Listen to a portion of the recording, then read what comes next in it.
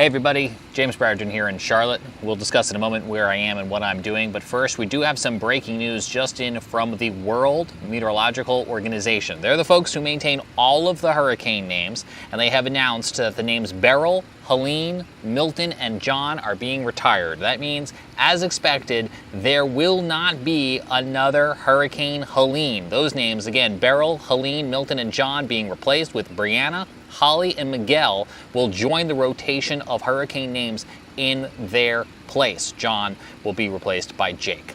As we've been telling you, of course, here in the Carolina Weather Group over the course of the last 6 months, the Carolinas still recovering from this historic storm, and it is the historic, devastating memory of Helene that has caused them to remove that name from rotation. Just like with Katrina or Sandy or Andrew, we don't use a name again if using that name invokes such a callback to such a devastating historic storm. Here's what the World Meteorological Organization said about their decision to retire the Helene name. Hurricane Helene made landfall as a Category 4 storm on Florida Gulf Coast on September 26th. The storm caused catastrophic flooding across the southern Appalachians, widespread wind damage from the Gulf Coast to North Carolina mountains, and storm surge flooding along portions of the west coast of Florida. Helene was the deadliest hurricane to affect the continental U.S. since Katrina in 2005, with more than 248 fatalities, the majority of which occurred in North Carolina and South Carolina. Damage was estimated to be $78.7 billion, making Helene the seventh costliest U.S. hurricane according to 2024 dollar amounts. Also, Hurricane Milton, just a few weeks later, about a week and a half later, making landfall as a Category 3 storm in Florida. It is also being retired. You'll remember these two storms were kind of right back to back.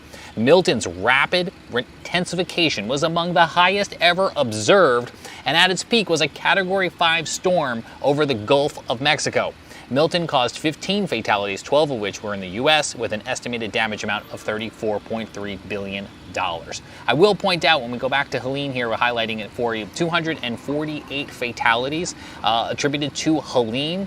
That may be 249 now, depending on how they're counting. We did just learn in the last couple of days that one of the individuals still missing from Avery County, North Carolina, was unfortunately found deceased along a riverbank during the ongoing debris cleanup. There's about half a dozen or so people who remain officially missing, so that death toll could still slowly climb even all of these months later. So that's some late breaking news. Wanted to share it with you here first as we just got this in. We've been anticipating this. About a week or so ago, we got the over 100-page report from the National Hurricane Center detailing some of those statistics about Helene that are just mind-blowing, and still learning so many new things about the massive devastation, the massive storm strength that came with Helene, even as we're still combing through all of that scientific data.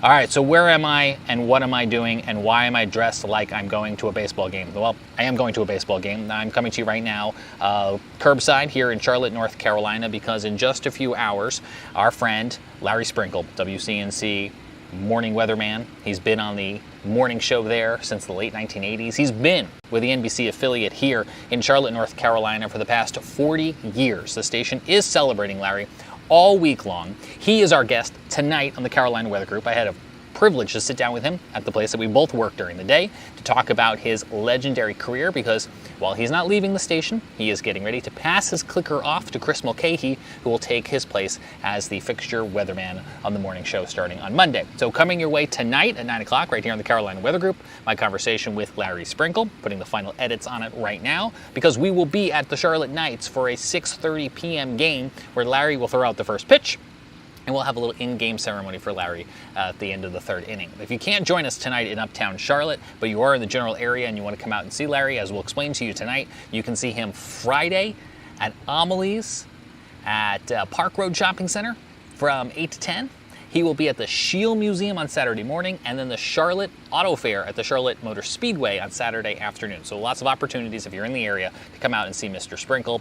And if not, you can get a chance to learn a little bit more about him. That's coming away tonight at 9 p.m. Eastern Time.